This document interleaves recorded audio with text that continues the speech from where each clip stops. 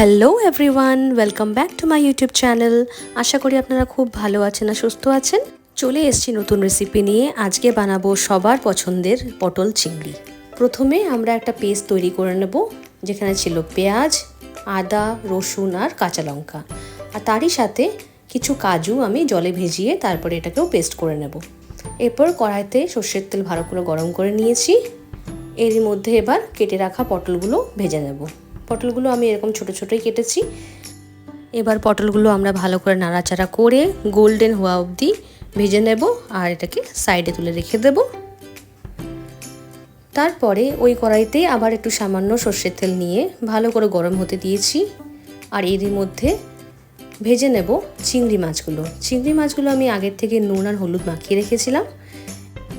চিংড়ি মাছগুলো বেশি ভাজবেন না, হালকা লালচে রং আসলেই তুলে নেবেন, না হলে চিংড়ি মাছ খুব শক্ত হয়ে যায় আর খেতে একদমই ভালো লাগে না। চিংড়ি মাছ হচ্ছে এমনই মাছ যেটা যে কোনো রান্নায় দিলে তার স্বাদ একদম দুগুণ করে দেয় আর রান্নাটার ফ্লেভারটাও একদম পাল্টে যায়। চিংড়ি মাছ ভাজা হয়ে গেছে, এবার এটাকে তুলে রেখে দিচ্ছি। এরপর ওই তেলটাতেই আবারও একটু সামান্য সর্ষের তেল দিলাম, ভালো করে গরম করে এরপর দিয়ে দিচ্ছি গোটা জিরে আর গোটা গরম মশলা। একটু নাড়াচাড়া করে নেব। এরপর কেটে রাখা আলুগুলো দিয়ে দেব আর আলুগুলো ফ্রাই করে নেব। যেহেতু এই রান্নাটার নাম পটল চিংড়ি, তো আলু দেওয়াটা ইজ অপশনাল।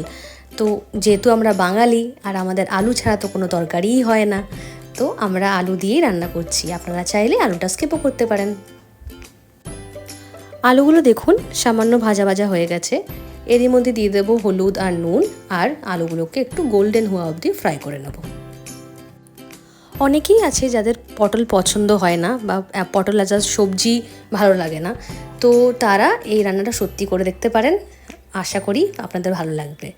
এবার দেখুন আলুগুলো ফ্রাই হয়ে গেছে, গোল্ডেন কালার হয়ে গেছে।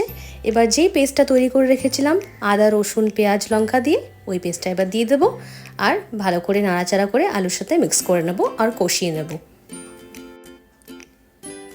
এবার সব মশলা দিয়ে দেব, নুন, হলুদ, জিরে গুঁড়ো, ধনে গুঁড়ো, কাশ্মীরি লাল লঙ্কার গুঁড়ো আর লাল লঙ্কার গুঁড়ো। ভালো করে সব মিশিয়ে নিয়ে এরই মধ্যে ভেজে রাখা পটলগুলোও দিয়ে দিচ্ছি। এবার আলু, পটল, মশলা সব ভালো করে নাড়াচাড়া করে কষিয়ে নেব।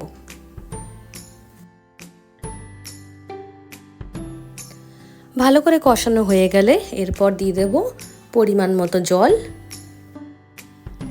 এবার সেদ্ধ করে নেব ভালো করে, যতক্ষণ না আলু আর পটলটা সেদ্ধ হয়ে যাচ্ছে।